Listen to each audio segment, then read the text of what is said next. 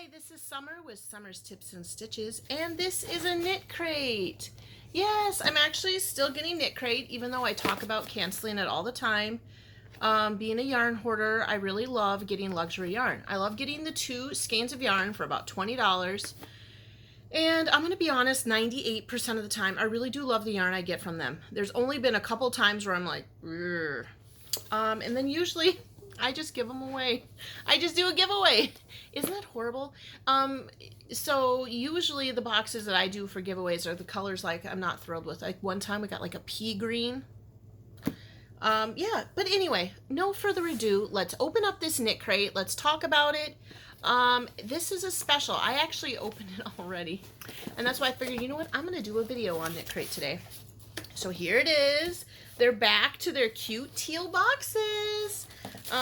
Remember during the height of the corona thing, they were sporting little bags.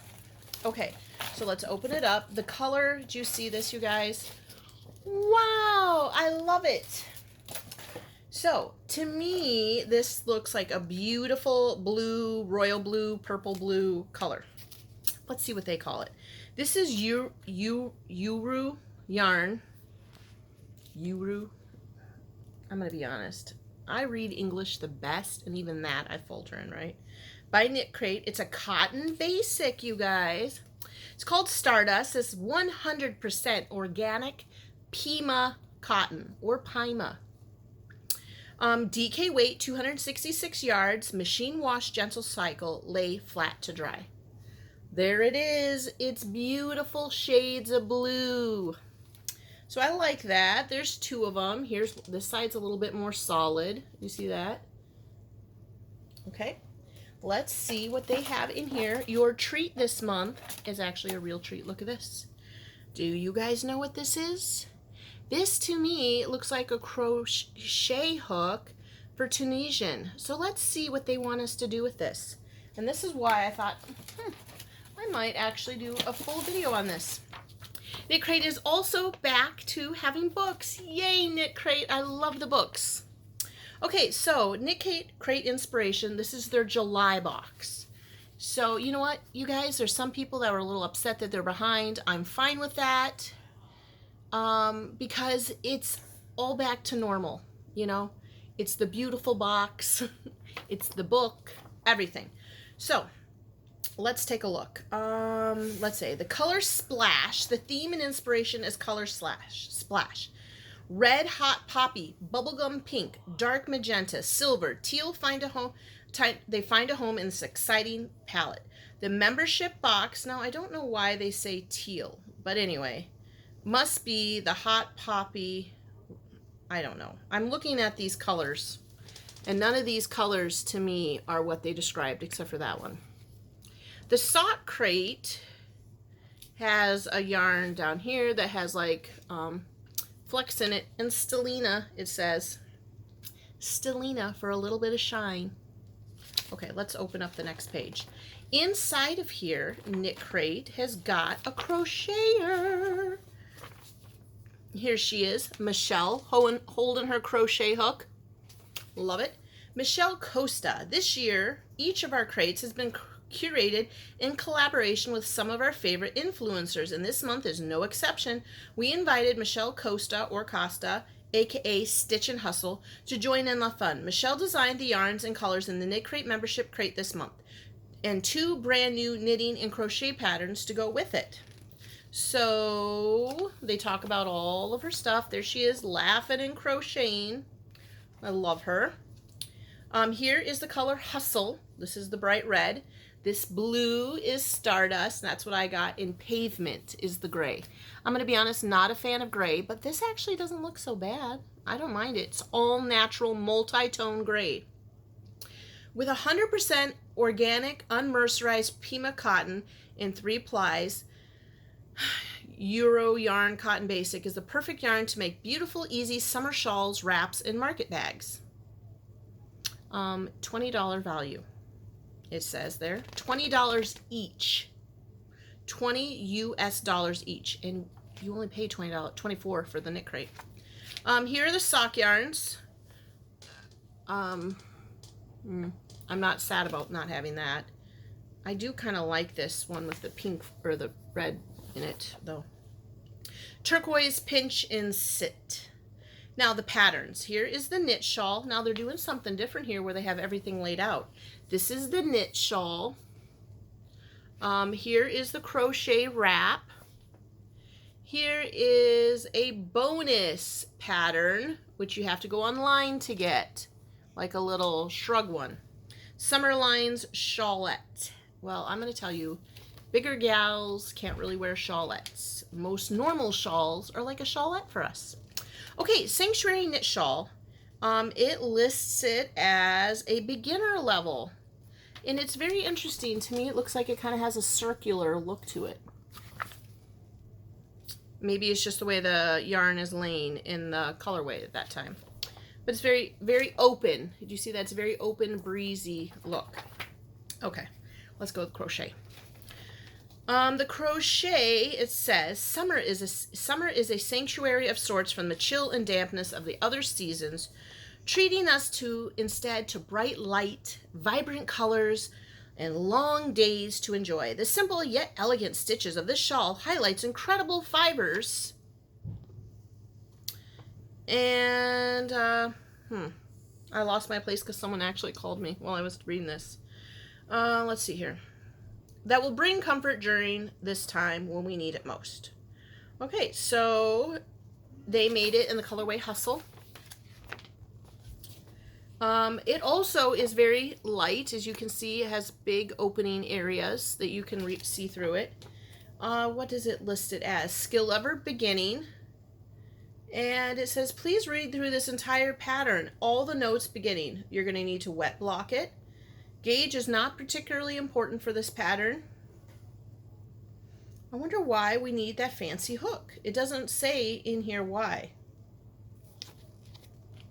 Oh, what's really nice on here is that it has a diagram. So if you're someone who's a diagram reader, that should be helpful for you. And then there's socks, of course. Do they have a crochet sock? They do. And interestingly enough, friends, they are putting a little crochet at the top to let you know when it's a crochet.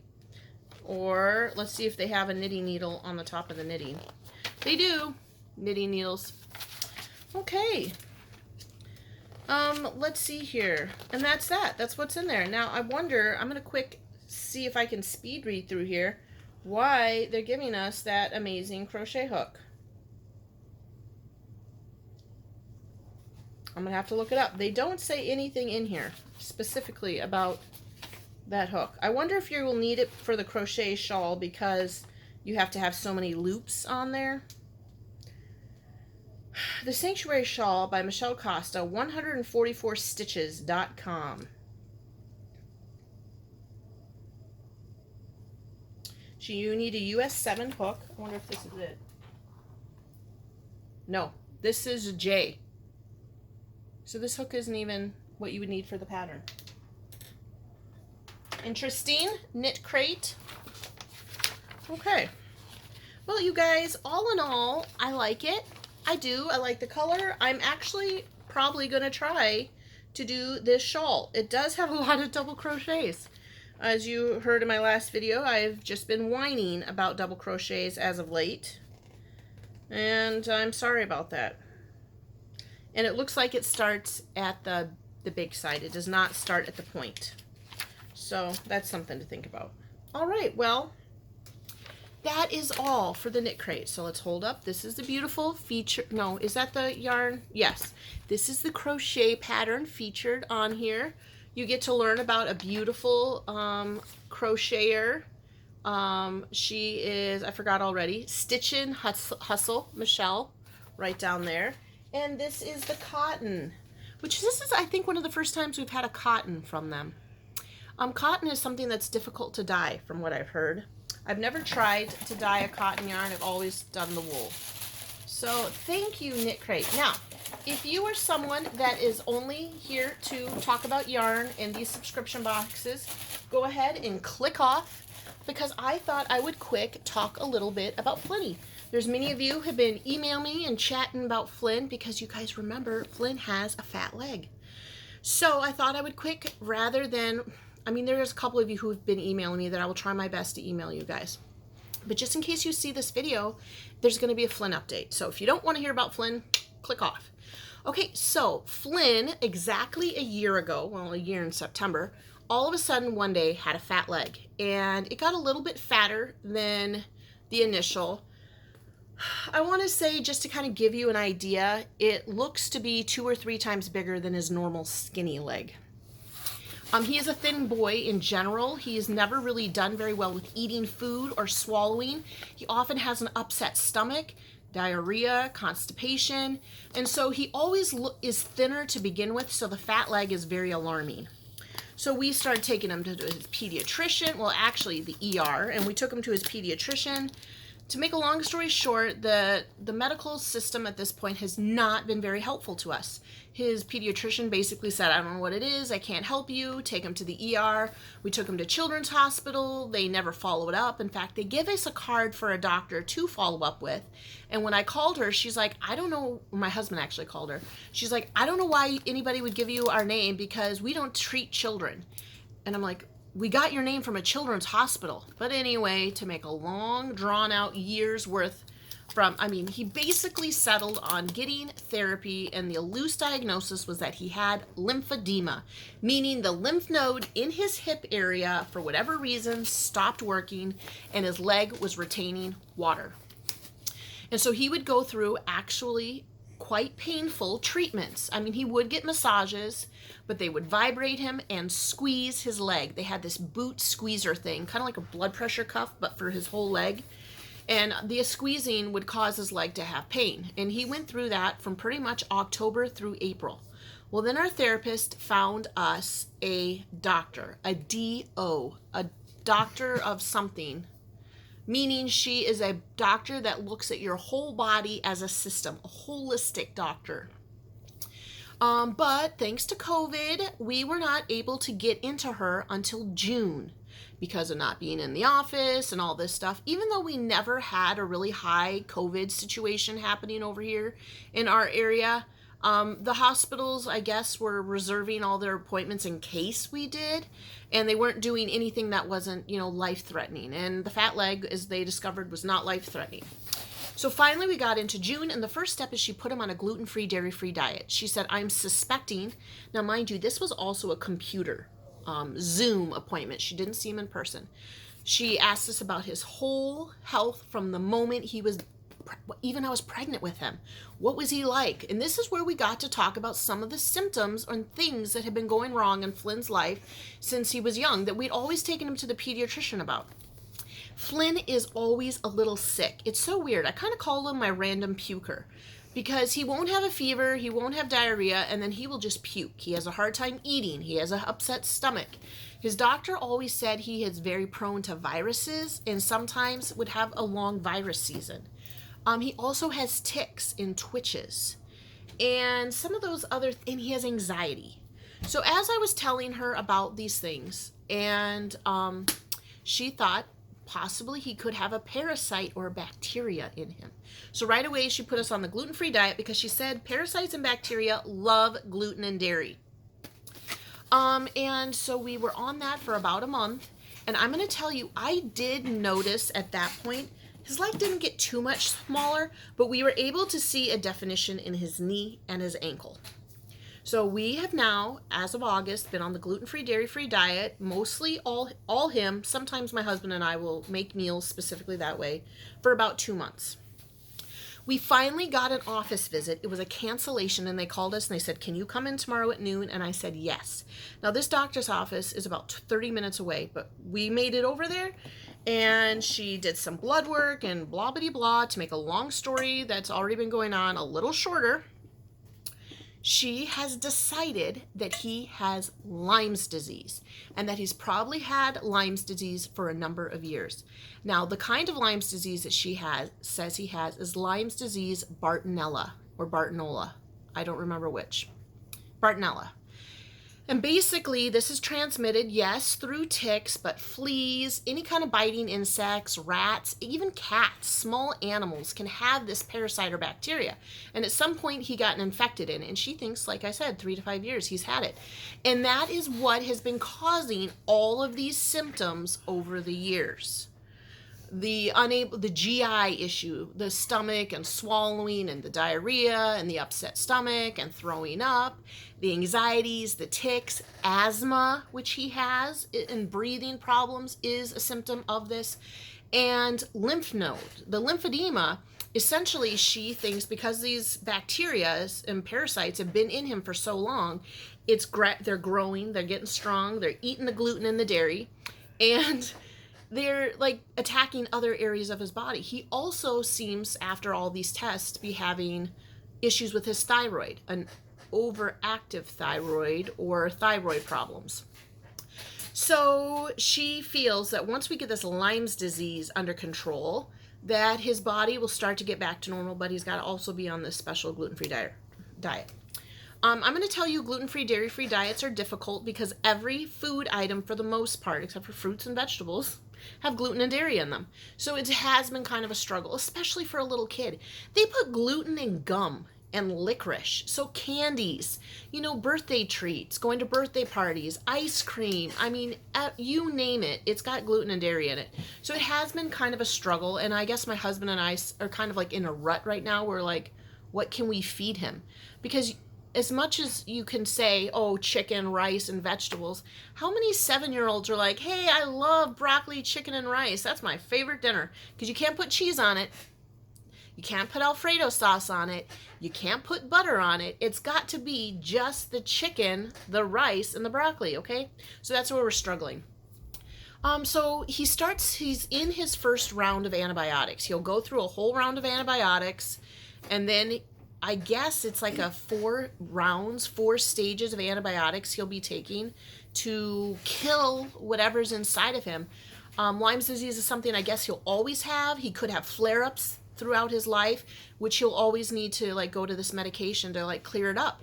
But the good news is the doctor feels really hopeful that within 6 months or so here, he will have a moderately normal-sized leg. So, hooray! Because one of you darling yarn friends emailed me about how you had lymphedema most of your life and your legs always hurt because of the treatments and the squeezing that they do. For some reason, they squeeze lymphedema patients. I guess it prevents blood clotting, but it can be painful. And so I'm very happy that this lymphedema is a side effect of a bigger issue. And so is the anxiety, and so are the ticks, and so is the throwing up, and the swallowing problems, and the asthma. So hopefully once we get that Lyme's disease under control, all these other smaller issues will be wrapped up. So thank you for everybody who cares and emails me and messages me about Flynn. That is the Flynn update. That's how he's doing. He's got another appointment in September after he would have finished round 1 of his antibiotic, which is going well. And so keep him in your prayers. Send him good, thoughtful, positive thoughts and prayers, and we really appreciate it because I finally feel like almost after a year we have some kind of a diagnosis. We're not just squeezing his leg. Right, there we are. It's 2020, and after not knowing what to do, they resorted to squeezing his leg. Doesn't it seem a little crazy? But anyway, we're on our way. Otherwise, it's been a great summer. We're wrapping up. It's almost my birthday. In fact, the first day of training falls on my birthday because we're going to go back. We're going to try to go back.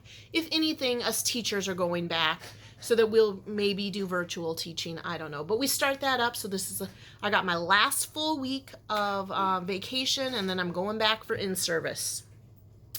Yeah, so videos might taper off, but I'm going to try to get some better filming done and store some up like I was supposed to be doing all summer, and I haven't.